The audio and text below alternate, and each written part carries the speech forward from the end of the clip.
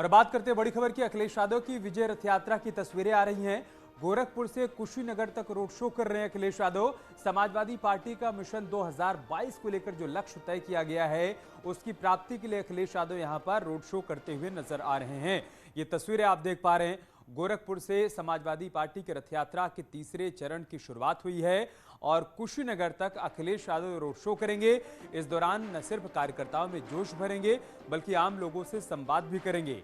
बताएंगे कि बीते 4.5 साल में सरकार की क्या बड़ी नाकामियां रही हैं और साथ ही साथ मौजूदा सरकार के पहले जब वो सत्ता में थे तब उन्होंने उत्तर प्रदेश के लिए क्या कुछ काम किया था और 2022 में अगर सत्ता में उनकी वापसी होती है, जनता उन्हें सपोर्ट करती है तो वो क्या कुछ करेंगे, उसका रोड मैप भी लोगों के सामने इस रोड शो में अखिलेश यादव रख रहे हैं। तस्वीरें हम आपको दिखा रहे हैं। आज गोरखपुर से रथ यात्रा की तीसरे चरण की शुरुआत हुई है।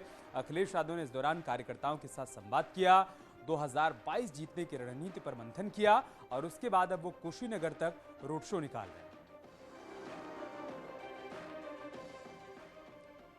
और हमारे सहयोगी अलाउद्दीन इस वक्त हमारे साथ जुड़ चुके हैं लाइव। सीधा हम उनके पास चलते हैं। अलाउद्दीन, क्या अपडेट, क्या जानकारी आपके पास रोड शो के बारे में?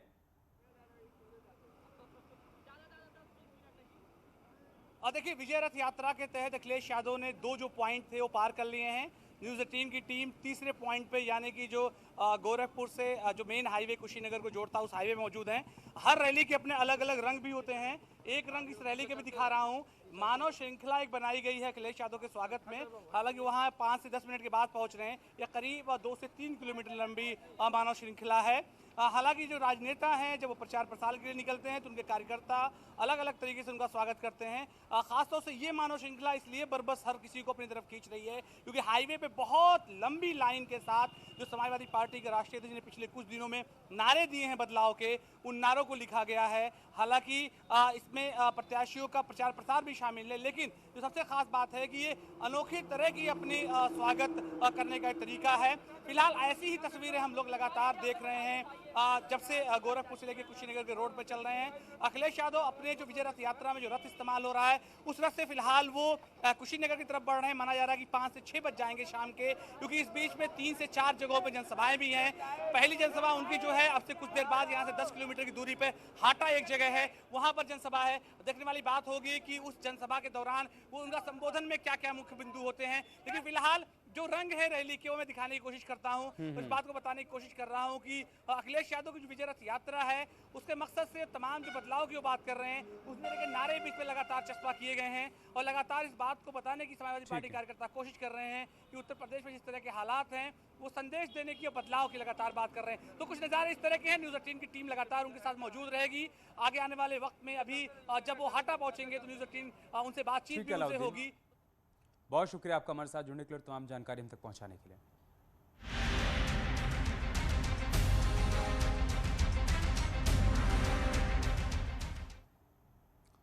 इधर मिशन यूपी पर आए केंद्रीय गृह मंत्री अमित शाह ने वाराणसी में राजभाषा सम्मेलन का उद्घाटन किया। उसके बाद अमित शाह आजमगढ़ के लिए रवाना हो गए, जहां वो राज्य विश्वविद्यालय का शिलान्यास करने वाले हैं। इस मौके पर वो अखिलेश के गढ़ में हुंकार भरेंगे। आजमगढ़ के बाद वो बस्ती भी जाएंगे और सांसद खेल कुंभ का उद्घाटन करने के बाद शाह जनसभा को संबोधित भी करेंगे। सीएम योगी भी उनके साथ मौजूद रहेंगे।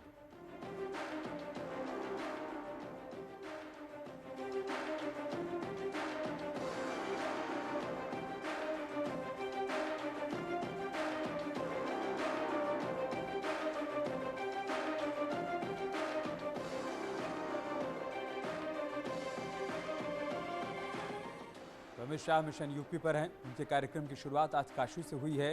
राजभाषा सम्मेलन का उन्होंने उद्घाटन किया है, उसकी शुरुआत की है। इस दौरान उन्होंने यहाँ मौजूद लोगों को संबोधित भी किया और साथ ही साथ हिंदी की महत्ता, उसकी उपयोगिता, उसकी सुंदरता का जिक्र किया और उसके बाद वो आजमगढ़ के लिए रवाना हो गए हैं, जहाँ पर विश्वविद्यालय की सौगात देने वाले हैं और उसके बाद वो बस्ती जाएंगे, जहाँ पर सांसद कुंभ खेल प्रतियोगिता का शुभारंभ होगा।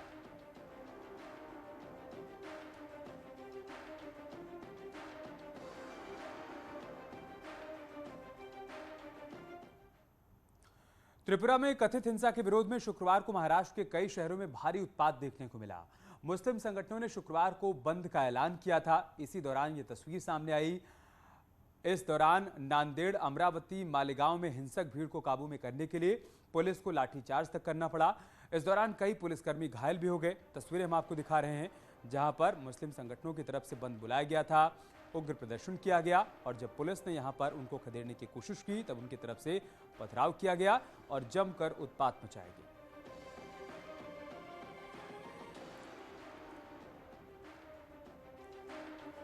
त्रिपुरा हिंसा के विरोध में विरोध प्रदर्शन हो रहा था महाराष्ट्र के नांदेड़ में, जहां पर मुस्लिम संगठन के तमाम लोग सड़कों पर उतरे थे, नारेबाजी कर रहे थे और इसी दौरान यहां पर जब पुलिस ने उनको पीछे जाने के लिए कहा तब उनकी तरफ से पथराव होने लगा और बाद में पुलिस को लाठीचार्ज करना पड़ा भीड़ को नियंत्रित करने के लिए। महाराष्ट्र के नांदेड़ की तस्वीर हम आपको दिखा रहे हैं, जहां पर सड़क पर संग्राम देखने को मिला है।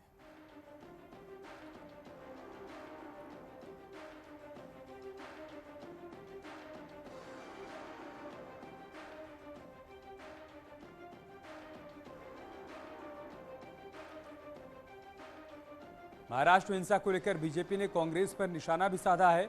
संबित पात्रा की तरफ से ट्वीट कर निशाना साधा गया है। राहुल गांधी महाराष्ट्र में अपनी पार्टी के एक प्रशिक्षण सत्र में बोलते हैं, वो हिंदुओं पर हमला करते हैं और उन्हें हिंसक बताते हैं। नतीजा, महाराष्ट्र में भारी हिंसा में लिप्त मुस्लिम भीड़ ने जमकर उत्पात मचाया। ये सब त्रिपुरा में हिंसा के बहाने किया जाता है, जबकि त्रिपुरा में कोई हिंसा हुई ही नहीं है। ट्वीट के जरिए संबित पात्रा ने निशाना साधा है कांग्रेस पार्टी पर और उन्होंने राहुल गांधी को भी निशाने पर लिया है।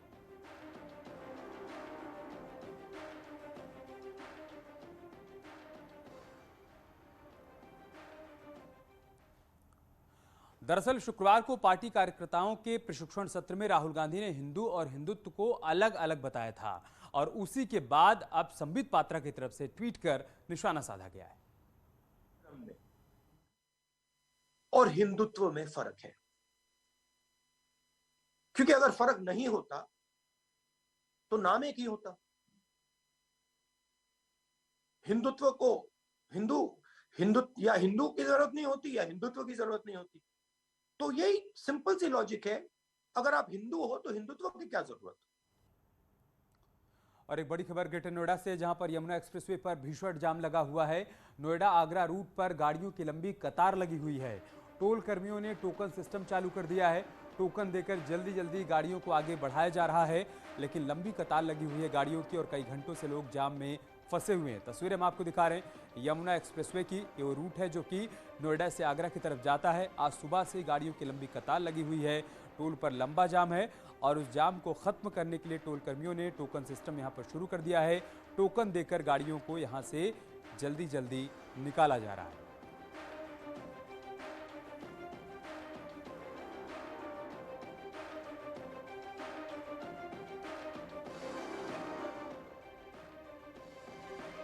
यमुना एक्सप्रेसवे की तस्वीरें हम आपको दिखा रहे हैं, जहां पर नोएडा आगरा रूट पर गाड़ियों की लंबी कतार लगी हुई है और इस जाम को देखते हुए यहां पर टोल कर्मियों ने टोकन सिस्टम की शुरुआत कर दी है ताकि जल्दी जल्दी गाड़ियों को आगे बढ़ाया जा सके। एक बड़ी खबर की बात करते हैं। दिल्ली एनसीआर में बढ़ते वायु प्रदूषण को लेकर आज सुप्रीम कोर्ट में सुनवाई हुई। सुनवाई के दौरान सुप्रीम कोर्ट ने माना कि प्रदूषण के लिए पराली कुछ फीसदी जिम्मेदार है, वहीं पटाखे, उद्योग और गाड़ियां भी जिम्मेदार हैं। कोर्ट ने सरकार से प्रदूषण को फौरन कंट्रोल करने के लिए कहा। सुप्रीम कोर्ट ने यहां तक कहा कि जरूरत पड़े तो 2 दिनों का लॉकडाउन लगाइए या कुछ और इंतजाम करिए, उस पर विचार करिए, लेकिन प्रदूषण पर रोकथाम लगानी होगी।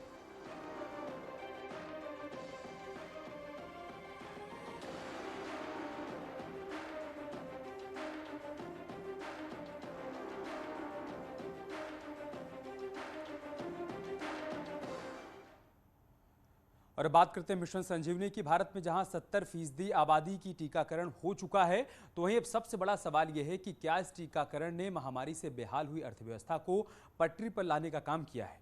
टीकाकरण को लेकर नेटवर्क 18 और फेडरल बैंक की जागरूकता मुहिम संजीवनी अ शॉट ऑफ लाइफ ने राजस्थान के उन लोक संगीतकारों से मुलाकात की जिनका जीवन लॉकडाउन के बाद पूरी तरीके से ठहर गया था।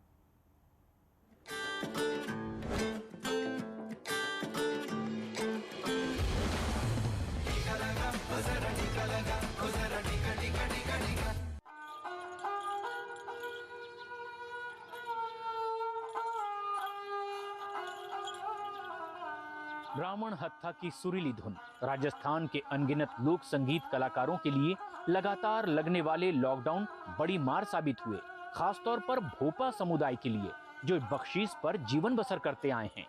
हमारा सब खानदानी पेशा यही है, हम तो पढ़ बांधते, जागरण करते, पाबू जी का पढ़ लगाते, पढ़ भोपा मिनक है। हम तो ऐसे भी जाते गांव में, घरों में भजन भाव करते हैं, जो मर्जी देते वो भी लेते। कोई मना नहीं करता, आप मना ही करते देते, वो घर में पढ़ते हैं। अरे भाई कोरोना के टाइम फिरता नहीं रहो। बाजार में घूमने जाता था तो वही भी दुकान में बंद थी, तो बुरा हाल था।